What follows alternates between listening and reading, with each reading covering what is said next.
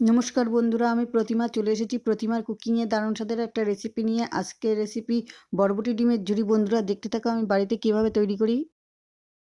আজকের রেসিপি বরবটি ডিমের ঝুরি। প্রথমে 500 গ্রাম বরবটি নিয়েছি। আমি প্রথমে বরবটিগুলোকে সাইজ করে করে কেটে নেব। আমি এখানে সব বরবটিগুলো কেটে নিয়েছি এইভাবে। বরবটিগুলোকে এখন অন্য একটা পাত্রে তুলে নিয়ে খুব ভালো করে ধুয়ে নেব। এবার আমি জল দিয়ে বরবটিটাকে ধুয়ে নেব। বরবটিটাকে ভালো করে ধুয়ে অন্য একটা প্লেটে তুলে নিলাম। এখানে দুটো পেঁয়াজ আর লঙ্কা কেটে নেব। এখানে আমি 4টে কাঁচা লঙ্কা নিয়ে নিয়েছি। পেঁয়াজের খোসাটাকে এবার ছাড়িয়ে নেব। পেঁয়াজটাকে আমি এইভাবে কুচি কুচি করে কেটে নিলাম। লঙ্কাটাকে কুচিয়ে নিয়ে পেঁয়াজ আর লঙ্কাটাকে একটা বাটিতে তুলে নেব। রসুনটা আমার কাটতে মনে ছিল না, এখানে 4 কোয়া মতো রসুন কেটে নেব। এখানে ওভেনটা ধরিয়ে কড়াইটা বসিয়ে দিয়েছি। এবার 2 পলা মতো রিফাইন তেল দিয়ে দেব। তেলটা গরম হয়ে গিয়েছে। এবার বরবটিটাকে ভেজে নেওয়ার জন্য কালো জিরে ফোড়ন দিয়ে দিলাম। এখন বরবটিটাকে তেলের মধ্যে দিয়ে হালকা করে ভেজে নেব। হাফ চামচেরও কম লবণ দিয়ে দিলাম। এখন আমি হলুদ দেব না, পরে হলুদ দেব। এখন হলুদ দিলে তলায় লেগে যাবে, ভাজাটা ভালো হবে না, পুড়িয়ে পুড়িয়ে যাবে। সেই জন্য আমি পরে দেব হলুদ। আর এখানে আমি কম তেল দিয়ে ভেজে নেব। সর্ষের তেল, সাদা তেল দুটো তেল দিয়েই ভাজা যায়। আমি এখানে সাদা তেল দিয়ে ভেজে নিয়েছি। এখন হাফ চামচেরও কম হলুদ দিয়ে দেব। এবার হাফ চামচেরও কম হলুদ দিয়ে দিলাম। বরবটিটাকে আমি সম্পূর্ণ ভাজবো না, একটু কাঁচা কাঁচা থাকবে, সেই অবস্থাতেই আমি এখন অন্য একটা প্লেটে নামিয়ে নেব। এখন অন্য একটা প্লেটে নামিয়ে নিলাম। ফোড়নের জন্য আমি 2 পলা সরষের তেল নিয়ে নিলাম। আমি এখানে কোনো জিরে ফোড়ন দেব না, পেঁয়াজ লঙ্কা রসুন কুচিটা দেব।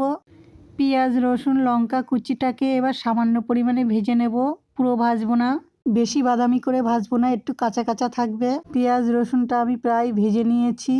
আমি এখানে খুবই অল্প তেল দিয়ে রান্না করব। তোমরা যদি মনে করো বেশি তেল দিয়ে রান্না করবে তাহলে বেশি তেল দিতে পারো। পেঁয়াজ রসুন লঙ্কা সব কুচিয়ে দিয়েছি, কুচিয়ে দিলে বেশ খেতে ভালো লাগবে এটা।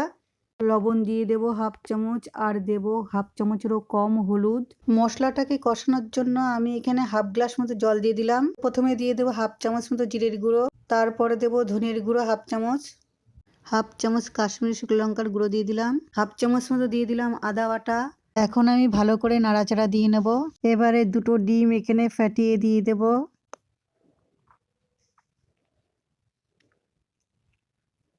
এখন খুব ভালো করে নাড়াচাড়া দিয়ে নেব।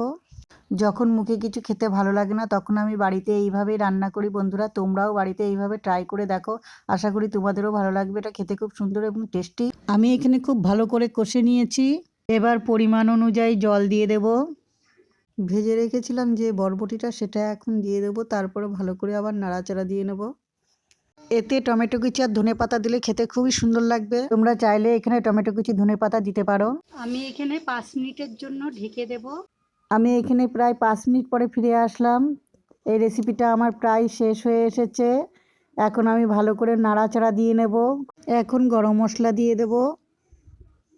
3 ভাগের 1 ভাগ গরম মশলা দিয়ে দিলাম। এবার একটু নাড়াচাড়া দিয়ে নেব। আমি বন্ধুরা বাড়িতে এইভাবেই রান্না করি, তোমরাও বাড়িতে এইভাবে ট্রাই করে দেখো, আশা করি তোমাদেরও ভালো লাগবে। যদি তোমাদের ভালো লেগে থাকে তাহলে আমাকে লাইক করো, কমেন্ট করো, শেয়ার করো এবং ইউটিউব থেকে দেখে থাকলে আমাকে সাবস্ক্রাইব করতে ভুলো না বন্ধুরা। এখন ওভেনটা নিভিয়ে দিয়েছি। এবার অন্য একটা প্লেটে আমি তুলে নিলাম।